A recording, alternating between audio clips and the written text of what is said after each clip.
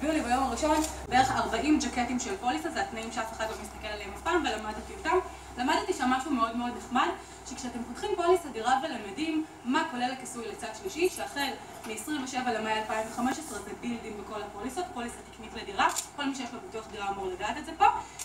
כיסוי צד שלישי תקף לא רק בדירה עצמה, אלא בשטח כל מדינת ישראל. מה זה אומר? הייתי עם הילד הג'ינג'י החמוד שלי היום בפארק, הוא העיף את העפיפון והפיל את זה למישהו על הראש, תבעו אותי נזק 100,000 שקל, מכוסה. הייתי עם הילד הג'ינג'י שלי בבית מלון באילת, והוא ראו את הפיל פסל של 100,000 שקל, ושבר את זה לבית מלון מכוסה. חברים, זה תקף בשטח כל מדינת ישראל, למעט החריגים. קחו את זה בחשבון, ואם יש לי עוד שנייה אחת להגיד, אנשים שיש להם ביטוח דירה ויש להם עסק בתוך הבית, שימו לב להרחבת צד ג' עסקי. היה והגיע לכם לקוח הביתה, נפל, שבר את הרגל, הצד ג' הרגיל לא תופס כי יש עסק בבית. שימו לב לזה, תתייעצו עם סוכן הביטוח. זהו. מה אני אעשה? הוא שובר מלא דברים. בוקר טוב שוב,